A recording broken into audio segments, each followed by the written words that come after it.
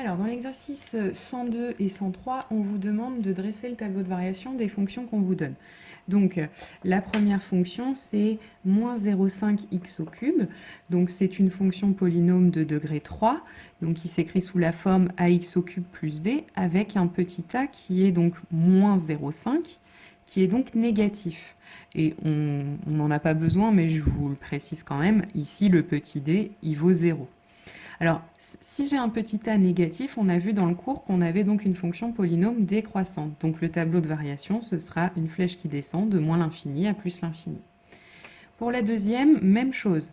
On a une fonction polynôme de degré 3 qui s'écrit sous la forme ax au cube plus d, avec un petit a qui est sous-entendu ici, c'est un 1. Donc petit a vaut 1 et petit d du coup vaut moins 2. Le petit a est positif. Donc, dans le cas où on a un petit a positif, on a vu que la fonction polynôme de degré 3 sous cette forme-là sera strictement croissante.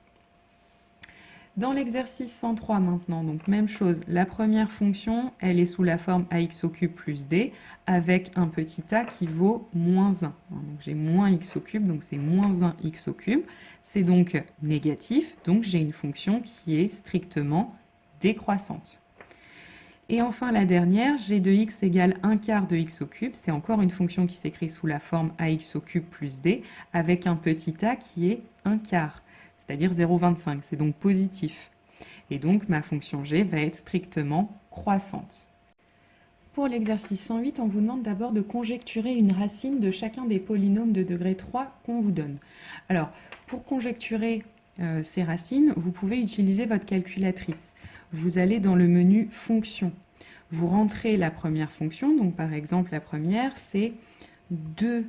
Donc pour taper le x, vous appuyez sur alpha et puis sur la touche 2 sur laquelle se trouve le x. Au cube, la fonction puissance est ici, donc puissance 3. Alors par contre c'est 2. X au cube. Ensuite, on appuie bien sur la flèche de droite pour descendre de la puissance. Donc, moins, pareil, x. Alors, le carré, on peut le taper même avec cette touche-là, x au carré. Moins 3x plus 2. Donc, on peut appuyer ensuite sur exe, tracer le graphique. Donc, il vous trace le graphique. Et ensuite, l'idée, c'est d'appuyer sur la touche OK. Vous avez plusieurs fonctionnalités. Ici, on va aller dans Calculer, donc en appuyant sur OK. Et on va aller chercher les racines, ce qu'on appelle aussi les zéros. Quand est-ce que la fonction s'annule? C'est ça une racine, c'est quand est-ce que la fonction vaut 0. On appuie sur exe. Et donc, il nous donne ici les valeurs de x pour lesquelles s'annule la fonction. Donc là, il nous en donne une première, moins 1,2808. Alors, c'est clairement pas celle-là qu'on voulait que vous conjecturiez. Il y en a une deuxième, 0,71078. Pareil, c'est pas celle-ci qu'on vous demandait de conjecturer. Et il nous en reste une dernière, x égale 1. Donc, c'est celle-ci qu'on voulait que vous conjecturiez. C'est les valeurs entières en général qu'on vous demande. Donc, on conjecture que 1 est une racine et on va essayer de le vérifier. Donc, pour le vérifier, je remplace tous les x par 1 dans l'expression de f. Je trouve que ça fait 0. Donc, si ça fait 0, c'est que 1 est une racine de f de x. Alors, même chose, vous pouvez reprendre votre calculatrice et faire le même raisonnement pour g. Et donc, avec g, on peut conjecturer qu'une racine, c'est 2. Enfin, que 2 est une racine.